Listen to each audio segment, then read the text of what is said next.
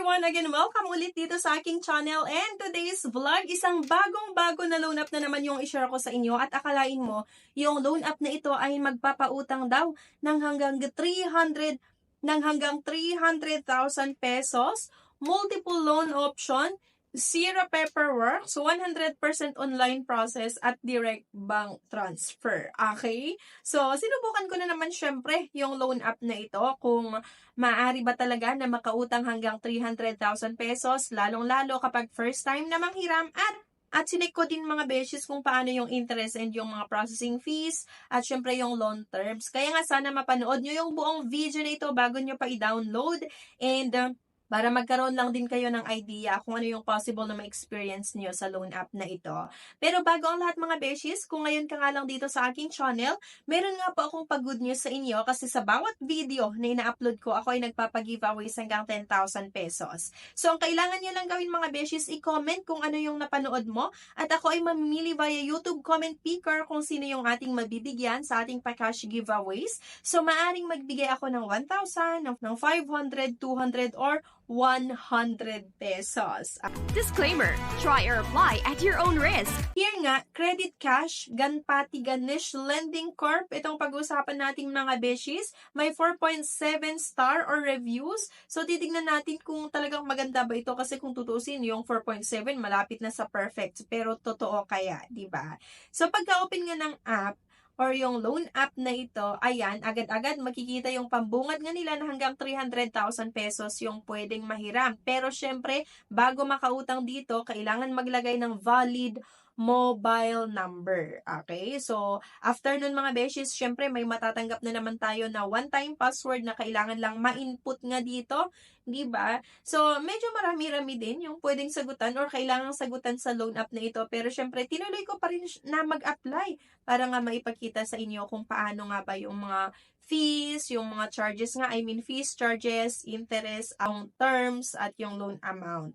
So, akalain mo, kailangan ko pa daw i-allow ito sa mga gustong i-access nga or gusto nitong loan app na i-access dito sa aking cellphone. So, syempre, allow pa rin yan. And next, dito nga tayo sa personal information. Okay, so marital status, purpose of loan, yung educational level, yung payroll period, at yung email address. Diba? Dito kailangan maglagay daw ng email address. And then yung monthly income, magkano nga daw ba yung kinikita natin every month or yung kinikita ko every month. Next, emergency contact agad-agad. Lalagay lang natin syempre yung name, yung phone number. Dito mga beshes, medyo marami yung personal references na hinahanap. And next nga agad-agad pag-upload ng isang valid government ID. At ito yung mga ID na tinatanggap. Medyo marami. Ayan, PRC, SSS, passport, postal, UMID. So ayan, UMID yung pinili ko mga beshes. And make sure your ID document is clear and readable daw. And pag-upload ng isang valid government ID, same lang din naman siya sa ibang mga loan app mga beshes na mag-upload ng isang valid government ID. At pagka-upload ng isang valid government ID, merong selfie or facial verification na naman. Please blink. Please Itapat turn lang head ulit yung cellphone sa mukha and then i-follow lang yung instruction. Please choose account type. Saan daw gustong matanggap yung loan proceeds? Sa Paymaya, GrabPay, Bank Transfer, Coins.ph at sa GCash. So GCash yung pinili ko dito mga beshes. And so akalain mo mga beshes yung 300,000 pesos na sinasabi ng loan app na ito na pwede kong mautang ay hindi pala totoo. Kasi dito sa dulo ng aking loan application, yung 300,000 pesos, naging 1,000 lang yung pwede kong mahiram. Nakakaloka mga beshes kasi 1,000 pesos nga lang yung approve or pwede kong utangin sa loan app na ito, kalahati lang yung matatanggap ko. Amount received ay 500 pesos lang kasi nga meron itong service fee na 500 pesos. Diba? So, kung mapapansin nyo dito, ang interest na nakalagay ay 0. Okay? 0 interest. Pero kasi, bawing-bawi sila or talagang todo bumawi sila sa service fee na 500 pesos. Kaya, yun nga, yung loan amount na 1,000 pesos, service fee 500, kaya ang amount received na matatanggap ko lang ay 500 pesos. May inilagay sila dito na repayment schedule daw na 130 days, pero hindi naman po totoo itong 130 days mga beshies. So dito, March 29, 2025, kailangan kong magbayad ng 995. Tapos sa July 31, 2025, 5 pesos lang daw yung babayaran ko. And this fee will be waived if you repay the previous schedule on time. So, hindi ko daw kailangang bayaran yung 5 pesos kapag magbayad ako on time sa March 29, 2025 ng 995 pesos. So mga beshies, yung 130 days na nilagay ng loan app na ito na payment terms ay hindi po totoo. Ito ay isang eme-eme lang nila. 'Di ba? 7 days lang talaga yung payment terms na ino-offer ng loan app na ito ha. So mag-ingat kayo kasi grabe yung fees niya, itong service fee. Kalahati mga beshies, 500 yung matatanggap tapos 500 yung kinaltas. And then, kailangan mong magbayad ng 995 pesos. Diba? So, isang loan app ito na hindi ko nire-recommend sa inyo. Isang loan app na 100% na hindi magandang utangan.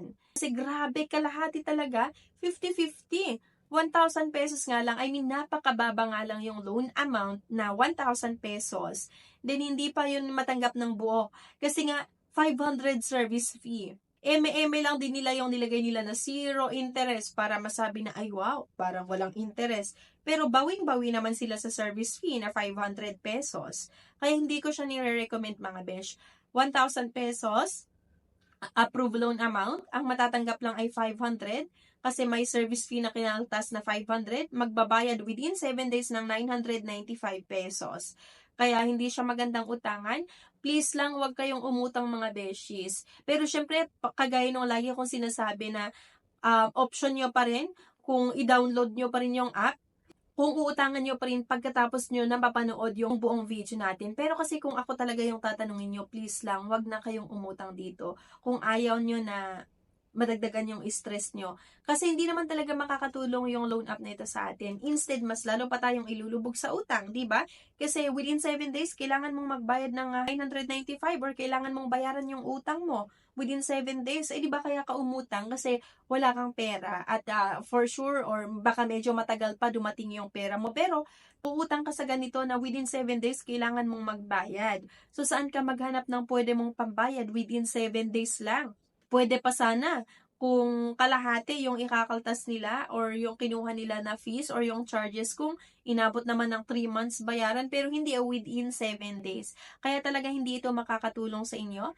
Instead, mas ilulubog pa kayo sa utang at mas grabing stress yung mararamdaman nyo sa loan app na ito. So, ayan, hindi ko nire-recommend sa inyo. Pero kagaya nung paulit-ulit kong sinasabi na option nyo pa rin kung uutang kayo sa mga ganitong loan app after nyo na mapanood yung buong video natin. Pero kasi kung ako yung tatanungin nyo, hindi siya magandang utangan, okay? Hindi ko nire-recommend. Mas maganda umutang sa kakilala, okay? Sa kapamilya, sa kaibigan, or sa katrabaho. Kaysa sa mga ganitong loan app na pahihiyain ka or makakatanggap ka ng hindi magagandang words kapag kapag nagpas due yung loan application mo or kapag due date mo. Though, hindi ko naman sinasabi na itong loan app na ito kasi nga wala pa akong experience at kapag ako naman kasi ay umuutang sa iba't ibang loan app, nagbabayad talaga ako on or before yung due date kasi ayaw ko na madama yung mga personal references ko na mga ite-text nila or kung ano-ano. Pero kasi, yun nga, halos yung mga loan shark or yung mga